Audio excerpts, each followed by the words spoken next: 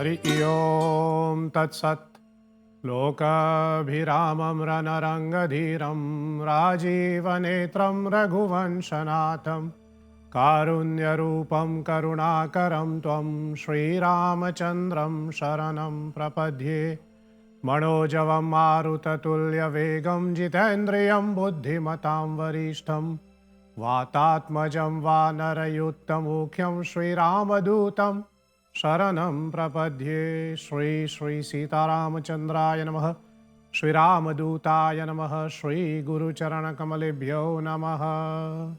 ओम नमो भगवते सियाराम कृष्ण हरिनारायण। हिंदू महासभा की ओर से आज के इस अमृतवाणी कार्यक्रम में आप सभी दर्शकों का हार्दिक स्वागत करता हूं।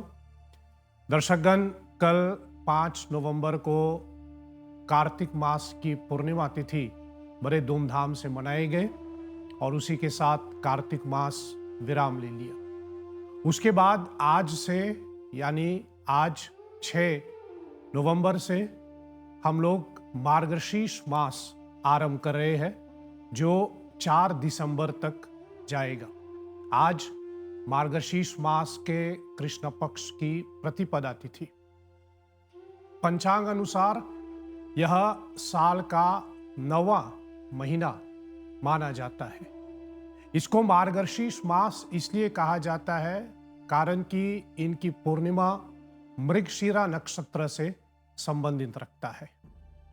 मार्गशीर्ष मास के महात्म्य के बारे में, इनकी महिमाओं के बारे में वैसे अनेक शास्त्रों ने वर्णन किया, परंतु प्रमुख रूप से स्कंद पुराण एवं महाभारत ग्रंथ में इसके महात्म्यम का हमको वर्णन मिलता है।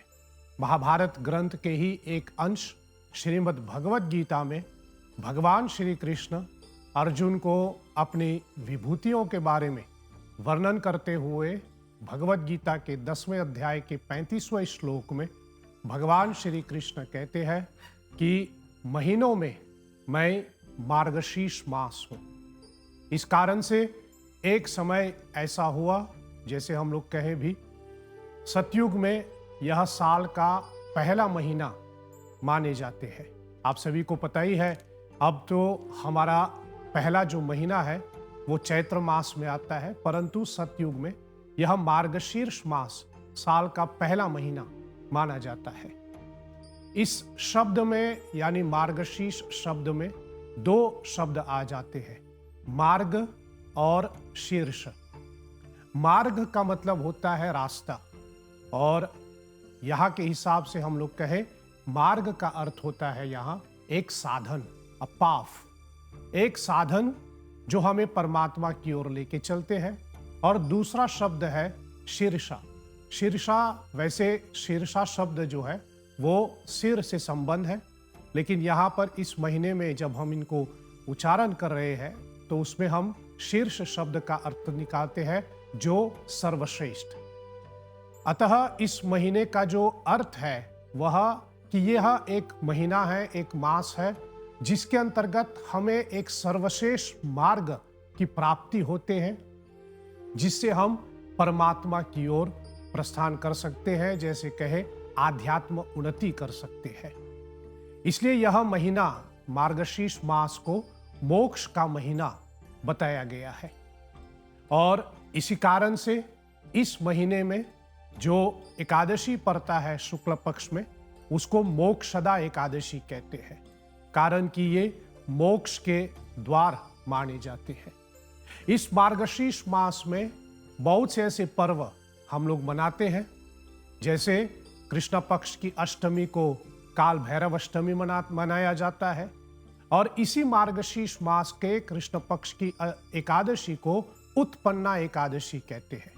उत्पन्ना एकादशी जिसके अंतर्गत हमें एकादशी देवी की उत्पत्ति के विषय में कथा प्राप्त होते हैं, और एकादशी व्रत की सूची में यह उत्पन्ना एकादशी साल का पहला एकादशी माना जाता है। सो इस महीने की कृष्ण पक्ष की एकादशी को उत्पन्ना एकादशी कहते हैं। और हम सब जानते ही हैं एकादशी तिथि भगवान कृष्ण को, भगवान श्री हरि विष्णु को कितना प्रिय है। माना जाता है जो व्यक्ति साल भर की एकादशी का व्रत करता है वह मोक्ष की प्राप्ति करते हैं। इसलिए इस महीने की जो दोनों एकादशियां हैं वो विशेष माने जाते हैं। कृष्ण पक्ष की एकादशी उत्पन्ना एकादशी और इसी मार्गशीर्ष मास की शुक्ल पक्ष की जो एकादशी है इसको मोक्षदा एकादशी कहते हैं, जो मोक्ष प्रदान करने वाले हैं। फिर इसी मार्गशीर्ष मास के शुक्ल पंचमी को हम लोग विवाह पंचमी मनाते हैं। हमारे सनातन वैदिक इतिहास में दो ऐसे प्रमुख विवाह विधि का वर्णन विस्तार से हुआ है, एक भगवान शिव के विवाह और दूसरा प्रभु श्री राम के विवाह। भगवान श्री राम के विवाह हम लोग मार्गशीर्ष मास के शुक्ल पक्ष की पंचमी तिथि को मनाते हैं, इसलिए इसको राम विवाह कहते हैं, जो भगवान राम और भगवती सीता जी के विवाह का प्रसंग विस्तार से बताते हैं। और आप सबों को पता ही है, आज तक जो भी नियम हम लोग विवाह विधि में निभाते हैं वह सब भगवान राम की विवाह से संबंधित है। फिर इसी मार्गशीर्ष मास में हम लोग स्कंद जयंती मनाते हैं, भगवान कार्तिकेय की जयंती मनाते हैं। फिर इसी मार्गशीर्ष मास के मोक्षदा एकादशी के दिन हम लोग भगवत गीता जयंती मनाते हैं।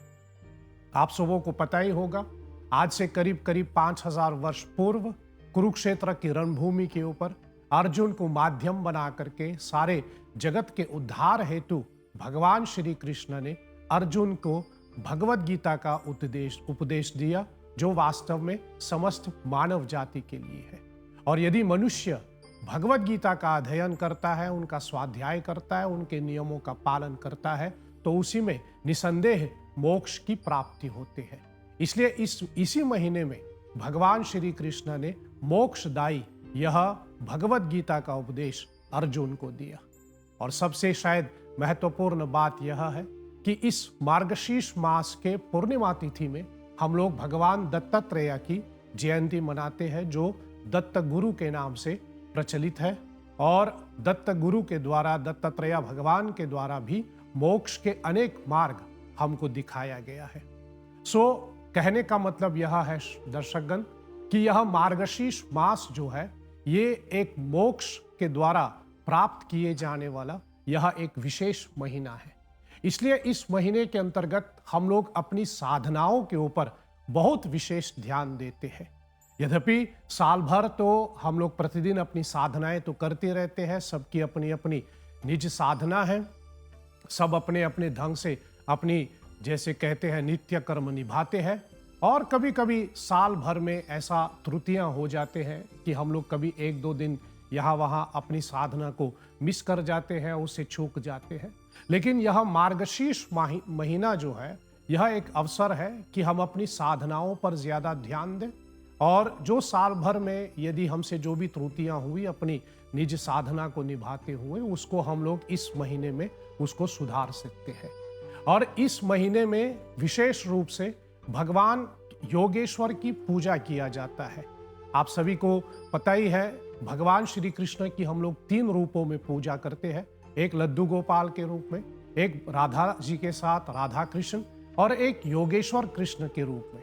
और इस मार्गशीर्ष मास में हम लोग योगेश्वर भगवान कृष्ण की पूजा करते हैं, और विशेष रूप से इस योगेश्वर रूप में भगवान श्री कृष्ण ने भगवत गीता का उपदेश दिया। और साथ ही साथ इस पूरे मार्गशीर्ष मास में हम लोग लक्ष्मी नारायण की भी विशेष पूजा करते हैं। और साथ में जो प्रमुख पूजा है इस महीने के लिए वह है कि प्रतिदिन हम लोग शंख की पूजा करते हैं। एक शंख को सुंदर आसन पर स्थापित करके पूरे महीने भर इनकी पूजा करते हैं। प्रतिदिन इनका स्नान आदि करके, चंदन आदि पुष्प चढ़ा करके, शंख की आरती करके हम लोग महीने भर इसकी पूजा करते हैं। दर्शकगण, मैं अपनी ओर से यह भी जोर देता हूं कि जिस प्रकार श्रावण मास को हम लोग रामचरितमानस मास कहते हैं और पूरे महीने भर श्रावण में हम लोग रामचरितमानस का पाठ करते हैं, उसी प्रकार इस मार्गशीर्ष मास को व्यक्तिगत रूप से मैं भगवत गीता मास कहता हूं।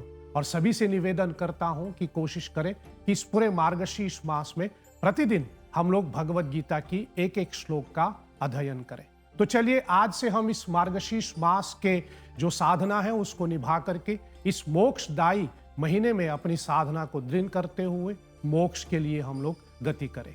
चलिए आज की कार्यक्रम को मैं यही विराम देता हूं। आपकी ध्यान के लिए बहुत धन्यवाद। ओम सत्यम शिवम सुंदरम ओम शांति ही शांति ही शांति। ओम श्री सीतारामचंद्रार्पणमस्तु। साधुवाद। जय श्री हरि।